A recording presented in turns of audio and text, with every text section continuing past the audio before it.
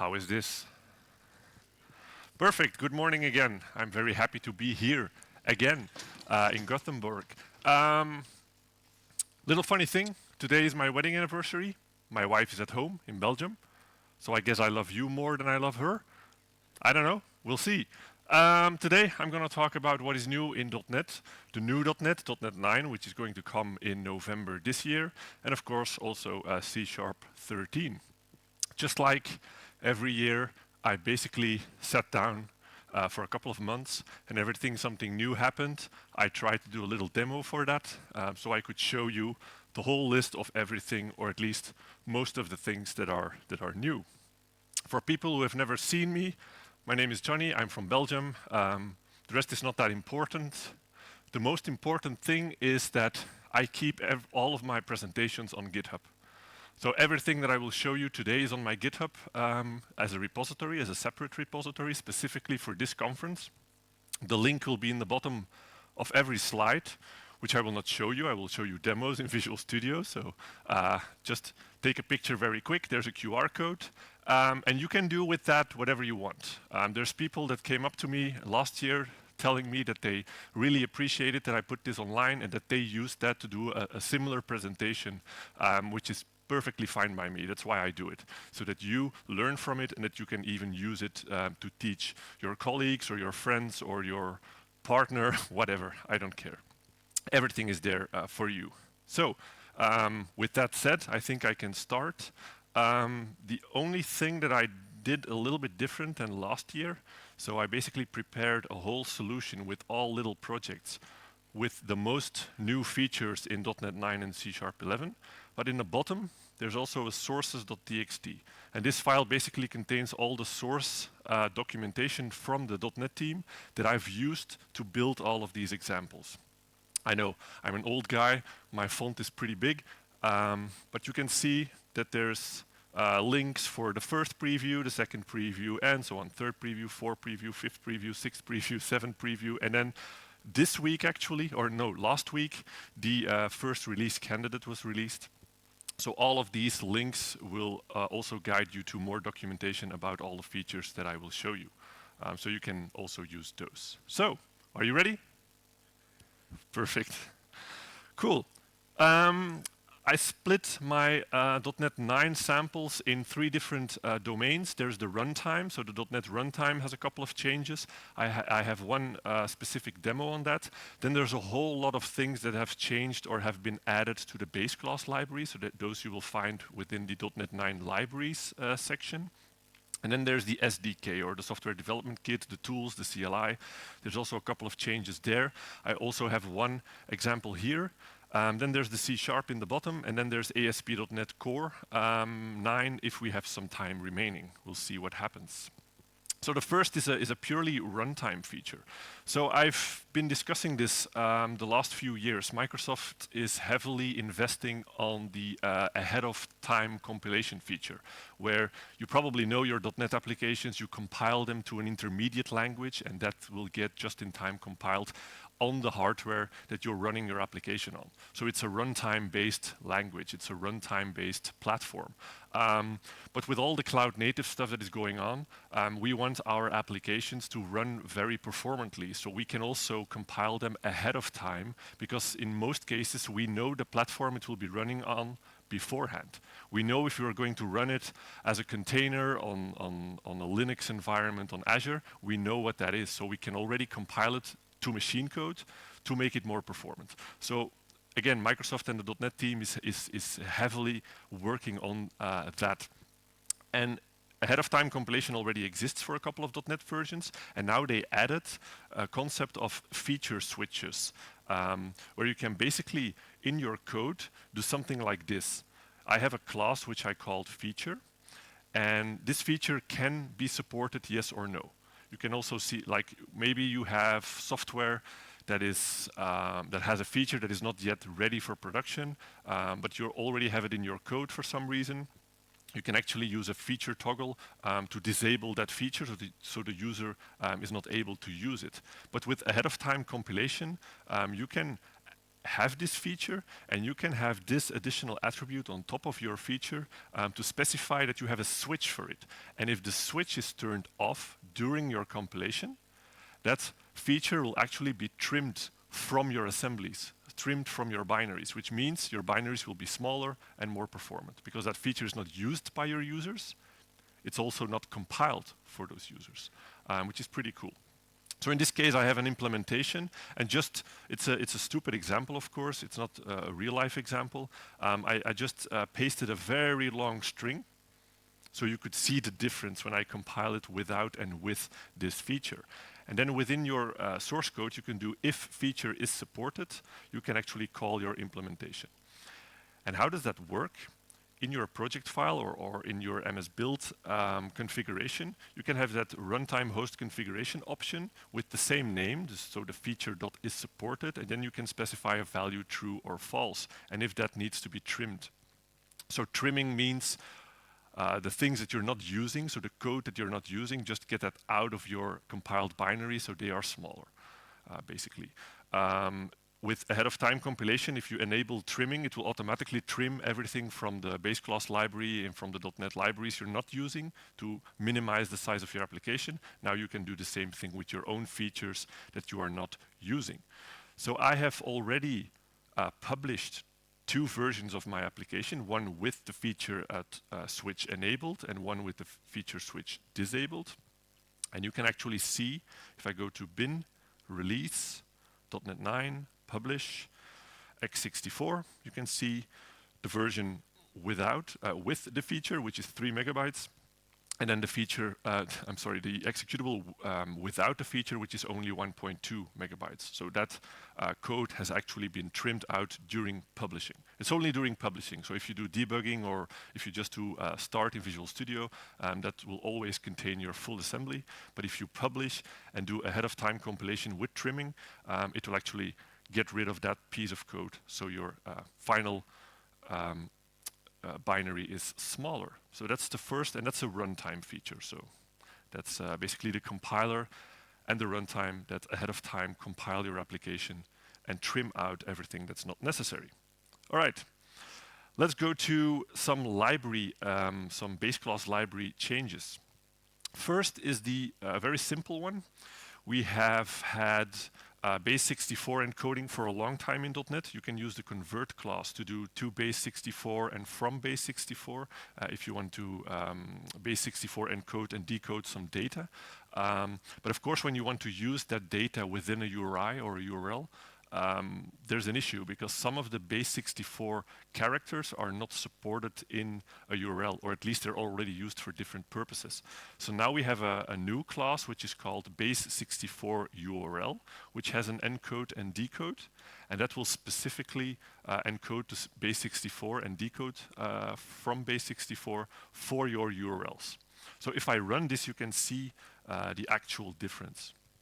So you don't need to write your own logic to actually change your slashes into something else. Now the .NET Base Class library can do that for you. So let's see. So in the top, I hope it's big enough.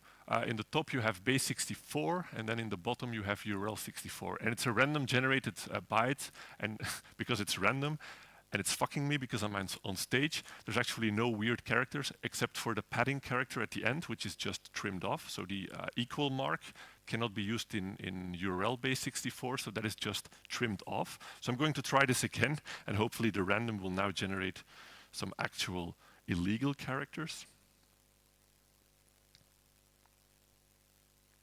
There we go.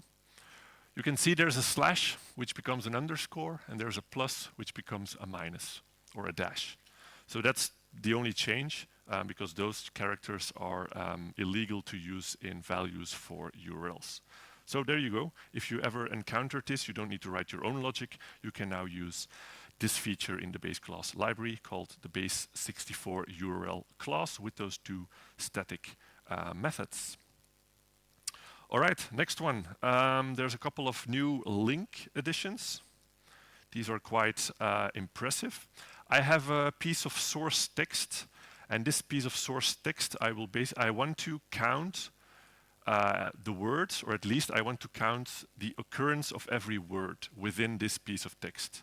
And I'm going to split this string using a space, a dot, a comma, or a new line, so that I have every single word separated. I'm going to do this with LINQ. So I'm going to count the most frequently used word. And you can do this by doing a split, by using those split characters. And if there's any empty entries, I'm going to discard them. So if the result is an empty word, I don't need an empty word. I just need the actual words. And if I have all of those words separated, I'm going to select them. I'm going to basically map them to their lowercase variant. So if I use multiple words, one with uppercase, one with lowercase, those are actually the same word. So I'm going to use the two lower. Then I'm going to group them by word. So if multiple words have if a word has multiple occurrences, I will group them by that word, and I'm going to convert that into a dictionary. I'm going to group that into a dictionary using the group itself as the key, or the word itself as the key. And then I'm going to do a count on how many times that word was actually occurring. And then I can use the max by function to get basically the word that is most oftenly used or most frequently used. So this is how you would do that today. In .NET 9, they basically introduced the max by with an additional overload, so you don't need the additional group by and toDictionary. So you can actually skip those two steps, and now you have a max by that will do that for you. So the beginning is the same. You still split your string into separate words. You put all the words into lowercase, and then you're going to count by. So it's actually the count by function that is new. So the count by will basically count every word or everything by a very specific selector. In this case, the word itself is the selector. So every word, because basically the split will make sure you have an IEnumerable of strings, so every word, an IEnumerable of words, and then you're going to count by each word exactly. So this function is just count by the actual word. And then you again can do max by actually the value of count by, because count by will return to you an IEnumerable of a key value pair, which is the same what the dictionary does. The dictionary also returns, in this case, an IEnumerable of an I grouping, but that's the same thing. So it's easier now, thanks to count by, to actually do something like this. Again, you don't need to group first, and you don't need to convert to a dictionary. You can immediately just count by the words. So this is a very cool new little method. There's something very similar, which is aggregate by.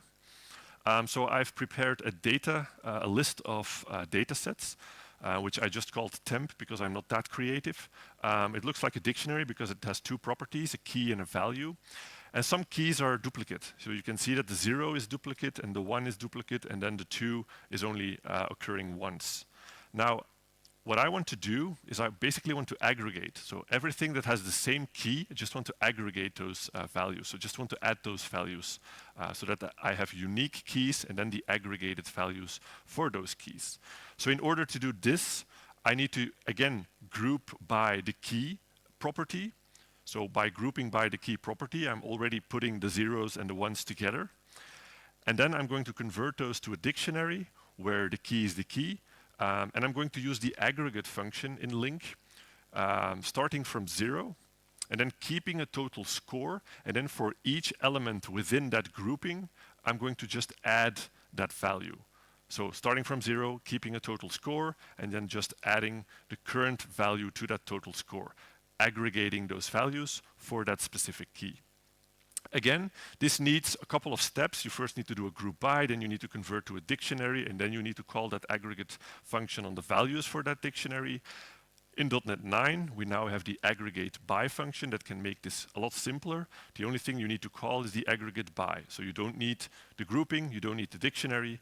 The aggregate by will ask you what is the key selector, which is the key in my object. And then immediately it's the same signature as the aggregate function that already existed. So we start with the seed of 0, we start counting from 0, we keep a total score, and for each element that is selected by the key, so if there's duplicate keys, all of those elements will basically be iterated, and each current value will be added to the total score. So we only need one function instead of these 3 functions. That's the aggregate by. And then finally for LINQ, we have index. So for example, you want to for each over an IEnumerable, but you also want to know the index for a very specific item. So if we want to use the index as well, most likely you're going to use a for loop, because with a for loop you can have an I indexer. You just go I from 0 to whatever the length of your list or enumerable is, and then you have that I available. But if you want to do that using a for each, for example, because you have a very specific iterator, you can also do it like this. So you can basically map or transform using a select, where you keep the actual value, but also the index of that value. So the select function actually supports this as one of its overloads, where you can have the current value, but also the index for that current value. And you can map that, and you can for each using a tuple. So I can have a tuple having the index and also the item itself. So this is how you do it in .NET 8 and previously. Now in .NET 9, they've basically added a little method or function called index, and this will do that select thing for you. So lines.index will basically give you, and you can see that if you hover it, an IEnumerable with a tuple containing the index and the actual item. And then you can for each over the same kind of tuple, but now you don't need that very weird select. You can just immediately call index, which will do that for you. And again, now you have access to the index, but also the actual element itself, and you can still use a for each if you have some kind of weird or very specific iterator that you need to use. Alrighty. Next one. Yes, this is a very small one. So in .NET 8, we have multiple kinds of dictionaries. We have sorted dictionaries, but we also have ordered dictionaries. So a sorted dictionary is basically a dictionary that you can sort by key. An ordered dictionary is a dictionary where you can actually change the order of the elements, because you have very specific functions available for that. You can do things like adding at the end. You can do things like inserting at a random location depending on the index. And you can remove at a very specific index. These features are very specific to the ordered dictionary. So only the ordered dictionary has support for this, so that you can change the order as a developer. Ordered dictionary, it's a bit confusing. It does not order by key. The order is whatever you as a developer specify. That's the order. And you can't change the order. But the thing is, up until .NET 8, the ordered dictionary was only available without generics. So you could just use ordered dictionary, but you did not have the generics to specify the type of the key and the type of the value for some reason. So now they've added it, and in .NET 9 you now also have the ordered dictionary with the T key and the T value generic types. So this is the only change. So now you can actually also use that with whatever type you want. All right. Then another very small thing with the priority queue. So a priority queue is a queue, which means you can enqueue and dequeue things. So you can add stuff at the end of the queue, and then you can dequeue at the beginning of the queue, like standing in a queue basically. You go in the queue at the end, and then somebody leaves the queue in the beginning. But the priority queue also allows you to add a priority, and the priority will basically change the order of a queue.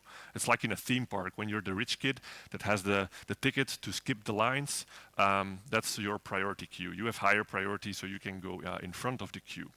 Now this queue, this priority queue already exists. The only thing they've now changed is that you have a remove method added.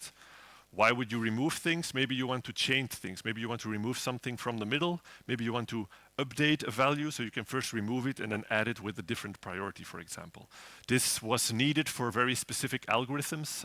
If you want to do like custom algorithms, like sorting algorithms and stuff like that, you can use things like a priority queue.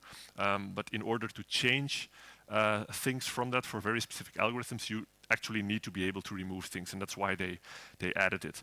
The function itself has 3 arguments. The first argument is which element do you actually want to remove?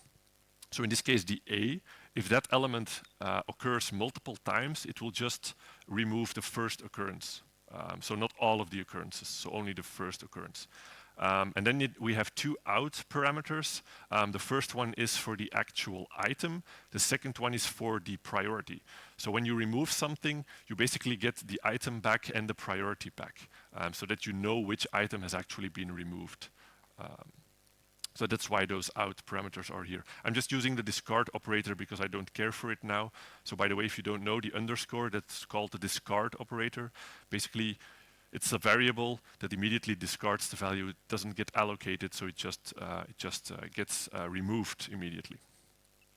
So that's it. The remove function is added to the priority queue. Another little addition.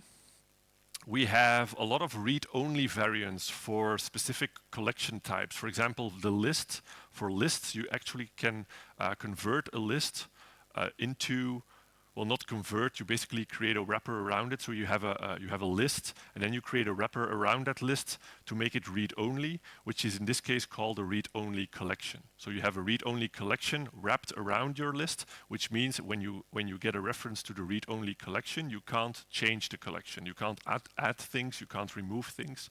You just have that read-only view. The original list still exists, and if you have a reference to the original list, you can still change that list if you want. We have the same for dictionary. We have a read-only dictionary. So again, if you have a dictionary, we create a wrapper around that dictionary into a read-only dictionary by using this extension method as read-only. Everything that is a set, like for example a hash set, did not have a read-only variant, and this is what they added in .NET 9. So now you also have a read-only set that is a wrapper around your hash set. For now, I could not find an extension method on your set to do as read-only, so you need to use it. You need to do it using the constructor in this case. But that's again a very, very small addition. All right, some JSON additions. Every version of .NET, they have something new for JSON. First thing, when you have these serialization options, now you can actually change, well, you could already change if you want to indent your output. So if you serialize an object into JSON, when you really want to use indentation because it looks more pretty, if you want to show it to a user or whatever, you can put that to true and it will use that indentation. But now additionally, you can also specify the indentation character and the size.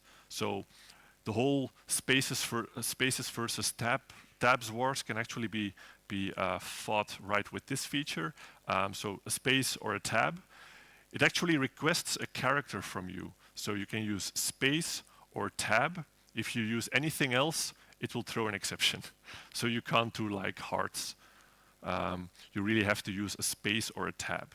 And then of course, if you want 4 spaces or 24 tabs, I don't know if you're crazy about that, you can also change that. That's one thing. The next thing is a new class with a static method called getJSONSchema. So when you actually want to use JSON, but you want to export the schema for that JSON, because another party basically needs to know what your JSON looks like or what the schema for your JSON is, you don't have to use external tools for that. You can now do that from your .NET application itself by using the JSON schema exporter. So if you call this function, you need to specify some options, some serialization or deserialization options for the actual schema itself. So you can actually use the same options here in the top. Like if you want your schema to be formatted in a very specific way with indentation and with indentation characters and sizes, you can also provide this one. And then of course the type of the object.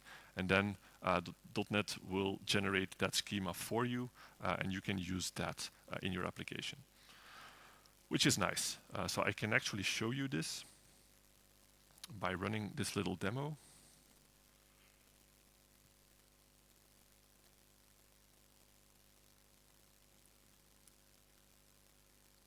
Awkward silence. There we go. So my person is a type, It has some properties, a name which is of type string, an age which is of type integer, hobbies, which is an array where each item is of type string. And then there's an additional address, which is also an object, which also has its own properties, street string, city string, and zip string. So this is your schema. Again, if you have like automatically generated documentation, or like OpenAPI also uses this, where it generates schemas for all of your types which you're using in your API. Now it's actually the JSON schema exporter that can provide these schemas, which is very nice. There's actually a lot more of these JSON additions with .NET 9, but I don't have time to show you everything, unfortunately. For some reason, the .NET team each year, I think they're having a contest or something, like each new .NET version has more and more and more new features. So unfortunately, I can't show you all of them. Another small one is the TimeSpan.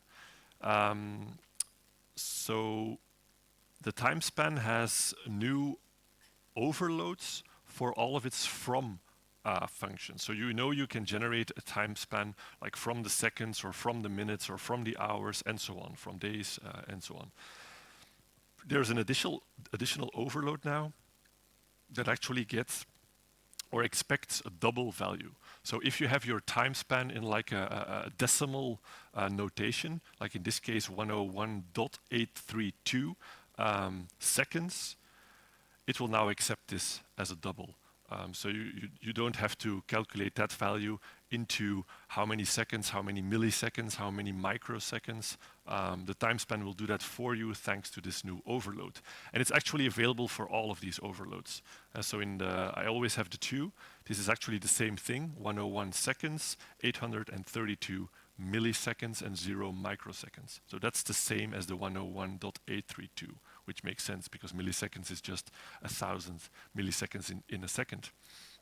In the minutes, you have the same thing. 2.6972 is the same as 1 minute, 101 seconds, and 832 milliseconds. Again, very cool, and so on. So again, you don't have to do that calculation. You can now just use doubles immediately if your application has a need for that.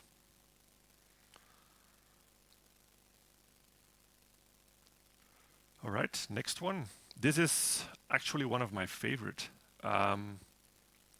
When we look at asynchronous tasks, Jesus, trying to open this. So there's a new function called WhenEach when you're doing multiple asynchronous tasks in parallel. So what I've done in this example is I basically generate I'm just going to generate 5 tasks, and I'm going to run those tasks immediately. So task.run for each of these elements within that range from 0 to 5. I'm going to generate a random delay between 1 second and 5 seconds, and I'm just going to await for that task.delay, and I'm going to return that task as a result of this task.run. So I'm just generating 5 random tasks. They will wait for a random amount of time, and I will run them in parallel. Now, before, you could do something like when all, which basically means wait for all of the tasks to finish. And when basically the task that runs the longest finishes, then your whole collection of tasks finishes, and you can continue with your application. So of course, this one will wait for all the tasks, and then the for each will basically immediately show the result for all the tasks because all the tasks have already finished, because that is what the when all does. It waits for all the tasks to finish up until the longest running tasks has actually finished successfully. Now, with the when each, you can actually use this within an async enumerable. So you can do an await for each to basically await and to basically for each in an asynchronous way for all of your tasks to finish. So when your tasks, in this case, have a random length that they will take to run whatever they are doing, the first one that actually finishes will immediately return as your first task in your await for each, in your asynchronous for each. And then you can do whatever you want with the result from that task.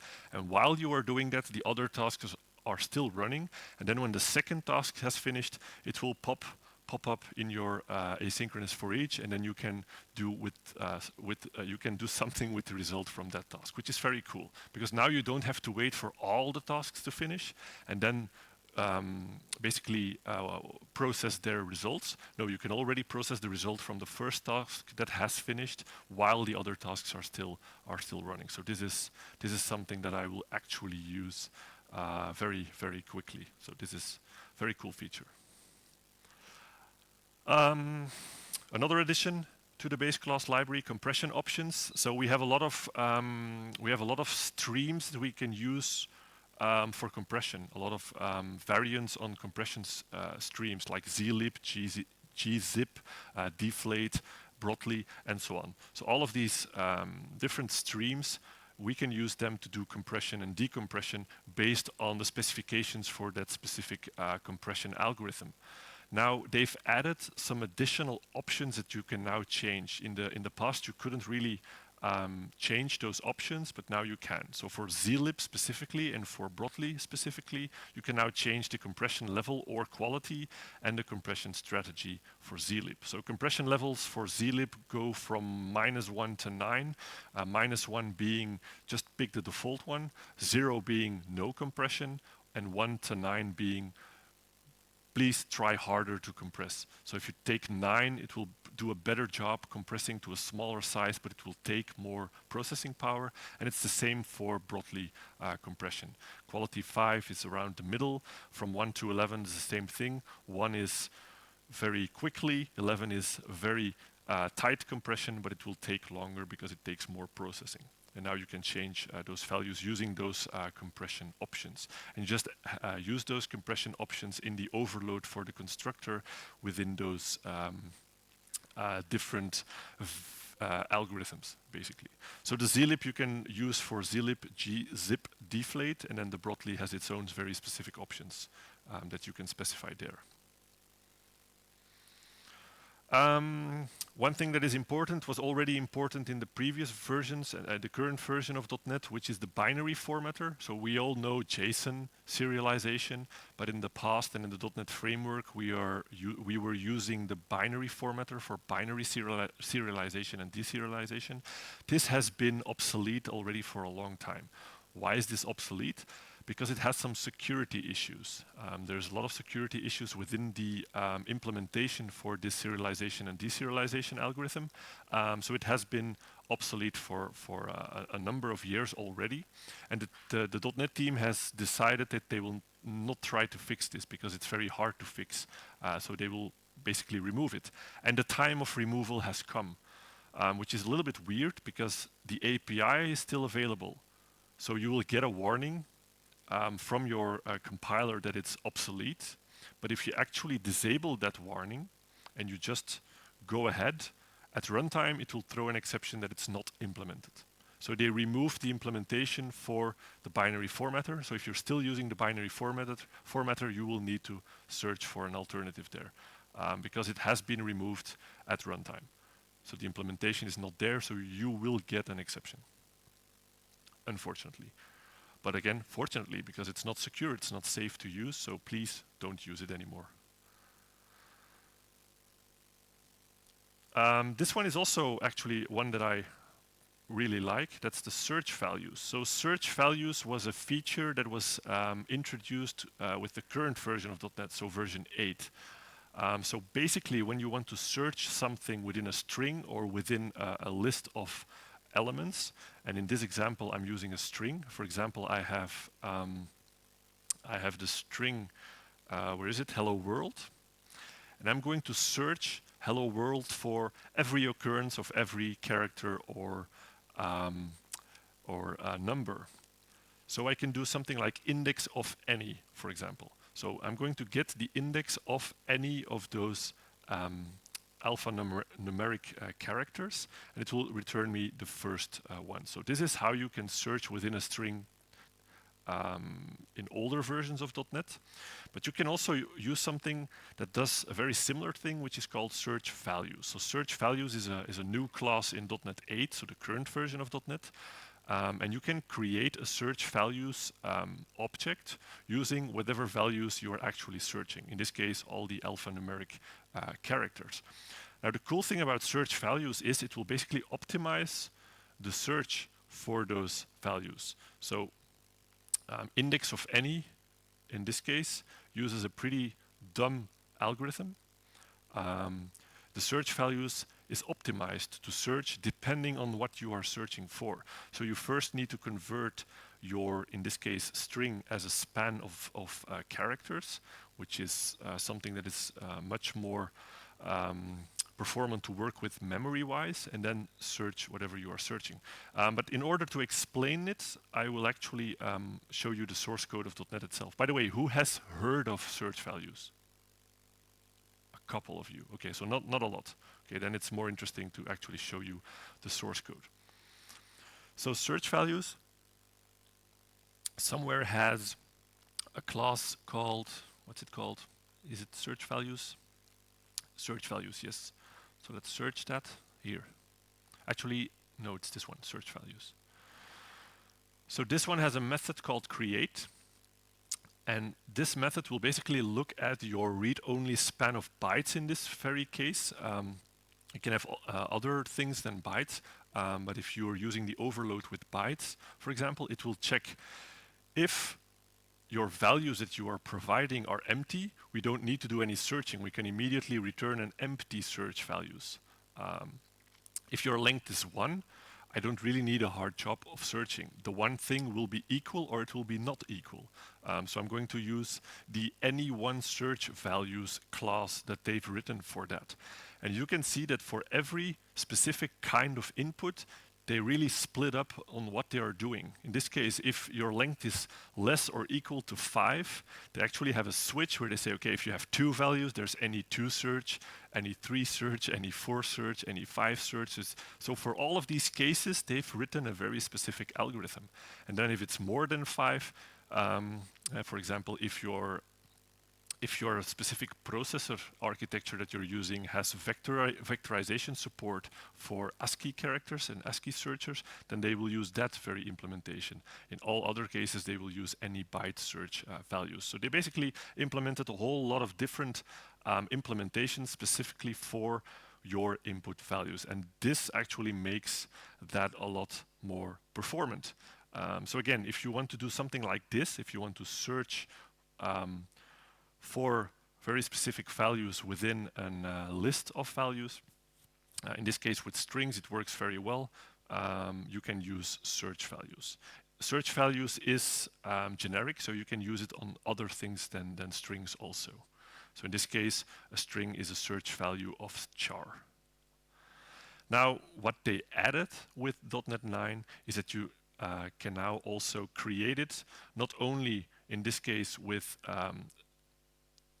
characters, but you can also use whole strings. So I can actually search for the word hello, the word world, the word .NET, and so on. And it works in the same way. So as span, so you convert that IEnumerable into a read-only span of characters, and then search for those very specific strings. So that's what they added to make it a little bit more flexible.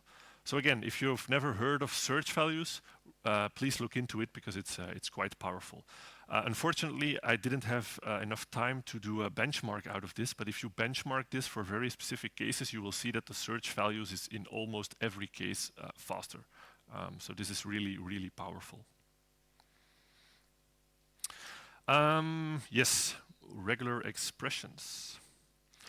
Now, if you've seen my talk last year for .NET 8, they basically added source generators for regular expressions. A regular expression, in order to find matches for a regular expression, the .NET team did a lot of dynamic code generation. So dynamic code generation means generating code at runtime in order to make sure that your expression matches whatever input you are providing. This will take some more time because you need to dynamically, based on your expression, you need to dynamically generate code in order to make sure that you will find those matches.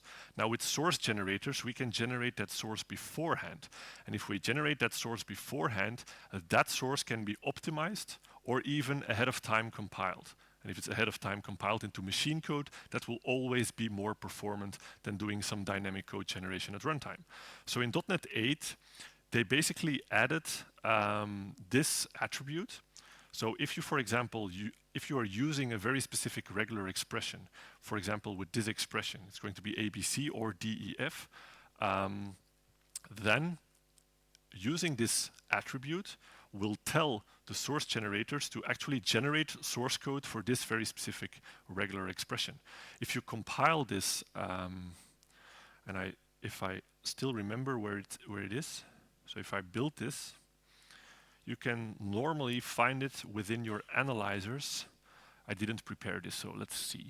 Regular expressions.generator, so maybe it's here. Here it is. So I've created a partial class, regular expression benchmarks. This has a partial method called myPartialMethod regex. So if I look at this generated source code, which is always within your analyzers, so if you have a source generator that generates source for you, you will always find this source with the .g.cs extension because it's a generated C# file within the analyzers. Now, if I scroll down, I should be able to find my method. That's my property. This is my method. And then it returns the instance from this class, which is probably somewhere lower. And basically, I'm not going to go into detail because it's a lot of lines. But this code has been generated to actually find matches for my very specific regular expression, which is actually a lot. And again, this gets compiled into my assembly, or it gets ahead of time compiled into my binary if I'm using ahead of time compilation, so it can be optimized and it will run more performantly. The only change here for .NET 9 is that previously they only supported partial methods because C# only supported partial methods. Now you can also have partial properties, which is something new in C#. So you can actually have a property with a getter and a setter. In this case, only a getter, because we only need to get the regular expression instance. We make it partial, so we don't have to provide the implementation for the get. The source generator will basically create the same class, also partial, the same property within that class, also partial, and then they will do an implementation of that get and actually have the whole logic for this specific regular expression implemented with that. So that's the difference. So now, instead of using a method, you can also use a property if that's more to your liking or to your personal taste. With that, I can jump to C#. And that's because I just showed you that we already had partial classes. We probably all know partial classes. You can split your implementation for a class within multiple files or a source-generated file and your own file. So you can have partial class which has one method and then a second method in the other partial class. We already had partial methods, as you just seen. You can have a partial class or two partial classes with the same partial method, one without implementation, the other one with implementation. Again, this is useful for source generation. You can specify, I want this method to be available, and then your source generated file can actually implement the method. And then now in C# 13, that will come out at the same time as .NET 9, we have the same for properties, but we also have the same for indexers. So you can have an indexer which has a getter and a setter, and then you can have a separate partial class which has the getter and the setter actually implemented with some custom code if you want. So that's the extension that they did in C#, and we can actually use that using the regular expression source generators. So I'm going to stay with C# a little bit now, just for fun. What has changed in C#? They basically added support for the Params keyword. So the Params keyword, if you've never seen this before, gives you the availability or the opportunity to use an array and then actually specify each element within that array just as a list of parameters for that function. So do something first. I can call that with 1, 2, 3, 4, 5, and it will be converted by the compiler into an array using the 1, 2, 3, 4, 5 elements. And that's what the params keyword will do for you. This was only supported for arrays, just simple arrays. Now with C#13, finally we have support for everything that is IEnumerable. So you can also use params for an IEnumerable of whatever, which means if it's supported by IEnumerable, I can also use it on a list. Or I can use it on my custom class if my custom class is an IEnumerable. So I have a custom class which derives from IEnumerable of int. I've implemented all of the necessary functions for IEnumerable, which now means that I can do params on my class because it's an IEnumerable, which means I can call this fourth method using 1, 2, 3, 4, 5. So this is purely C# feature that now enables you to do something like that, and you're not obligated to only use an array. This one is also a very nice new feature in C# and a little bit .NET 9 also, so they go in most cases hand in hand. We all know monitor-based locking, so we know that we can lock on a very specific lock object if we want to create a critical section within our application. So if we lock, only one thread can actually be inside of this scope at the same time. This is something we know. By the way, if you compile this, the lock keyword is purely C#, which means if you compile this to intermediate language will actually use the monitor class, and it will first enter based on your lock object, and then when you're finished, when you go out of scope, it will call the exit method. And there's a whole lot of try-catch surrounding this. So if something goes wrong, you maybe need to do something different, and then you also exit your monitor in the finally class for your try-catch. So that is all done for you by the compiler. The only thing you need to do is lock. Now lock has some downsides because you can't use it in an asynchronous way, for example. You can't do async code within a lock. That just doesn't work because the compiler does not know about that. So what they've now introduced is a new class called lock, which is in the System.Threading namespace. And how do you use this? By using a using. That's a lot of using in the same sentence. So basically on your lock object, you can call a method called enterScope, and this will provide you with a scope. And this scope is iDisposable, and when you're finished with that scope, you can dispose of it. And when you dispose of it, you go out of your critical section. So this is more useful or easier to use for you as a developer because you can use it in more different ways. For example, you can use this in an asynchronous way. Like here, I can do using on this lock, and I can do an await task.delay inside, and the lock will still be kept, which is nice. Shouldn't have closed that. Now, of course, you can do things like using the old lock keyword, or you can still use the lock keyword, but you can use that on your lock object, which is perfectly fine.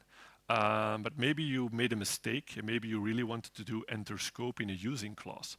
So the cool thing about this, and I can actually show you that, if I compile this,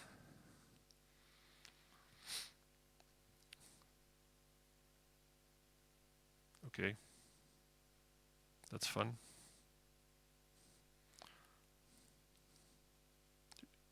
If I compile it,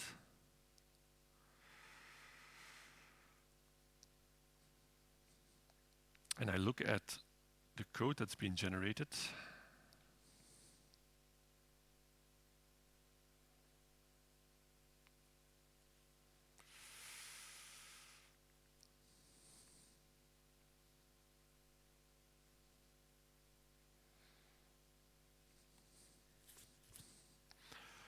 you can see here that this is the first using l.enterScope that I did myself, and then I did a lock on my lock object.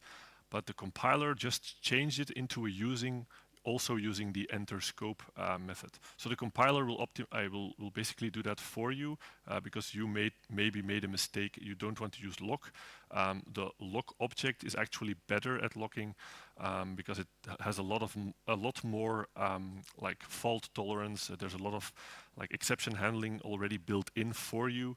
So this is actually the preferred way of locking right now. So the compiler will change that for you. Of course, when you're still using the old lock style, where's my Visual Studio gone to? So for example, if I do lock and I wrap the lock object into an object, or I box it into an actual object, the compiler does not know that this is a lock object, and it will just keep the lock like it is. So it will only change it to a using L.enter scope when it's actually of type lock. Keep that in mind. I'm going to skip the new escape sequence. Let's see, the more partial members I already showed you. The implicit index access is maybe not a fun one. So this is also new for C# 13. If you, for example, create your own class buffer10 and it's basically an IEnumerable of integers, you can now use the object initializer and have each item, and for each item also use the actual index feature, which means you can start from the end. So this little notation means start from the end, like 1 item from the end, 2 items from the end, 3 items from the end, and so on, to basically fill your array the other way around, which is now supported. In the previous versions of C#. You could not do this. All right, let's go back to .NET. We have 5 minutes left, and I have a lot of examples left. Let's see. This is also a very small one, but fun one.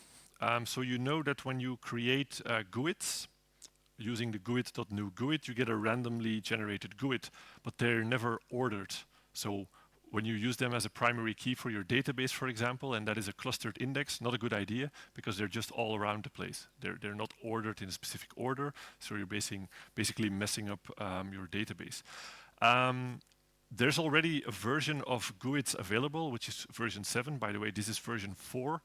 In version 7, it will actually use the first bytes of your GUID as a timestamp, like the Linux timestamp, and then the remaining part of your GUID is actually randomly generated.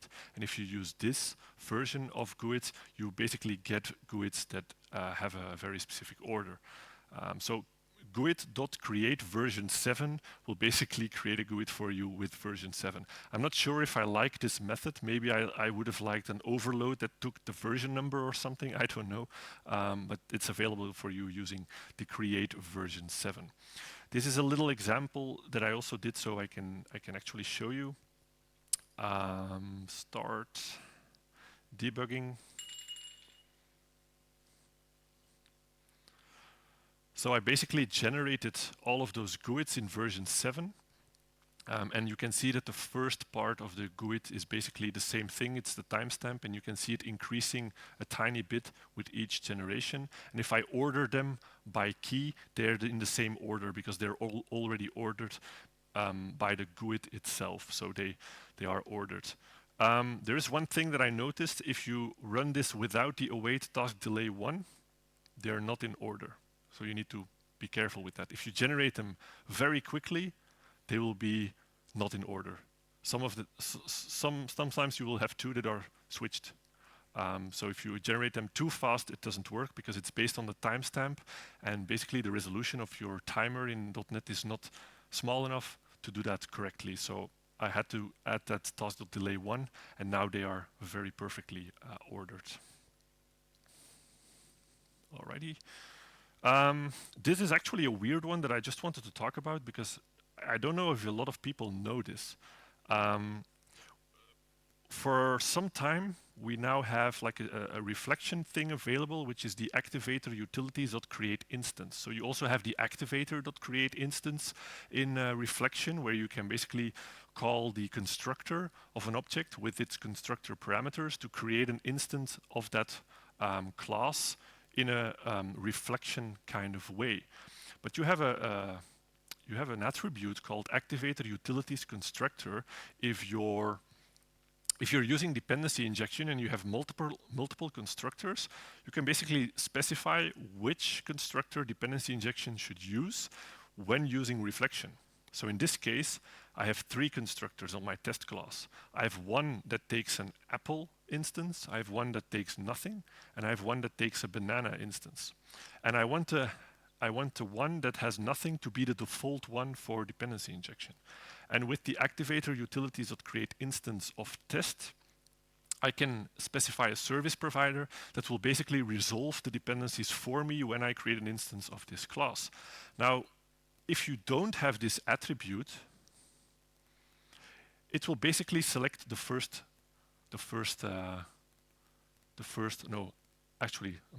it will take the last one that it encounters. So basically it will enumerate all of the constructors, and when it finds the last one, that's the one it will take. Now, when you specify this attribute, it will take the one with that attribute. It should, but actually it's a bug in .NET. It won't. It will take the last one, even if you use this attribute. And you can test this. I don't have time to actually show you, but if you just change this into .NET 8, you will see that it will take the last one. If you change it in .NET 9, it will take the one with the attribute as it should be. So in .NET 9, they basically fixed that bug. So now this feature will actually work instead of taking the last one with the banana. So very, very important. If you use this feature, know that it has a little bug and that bug is actually fixed.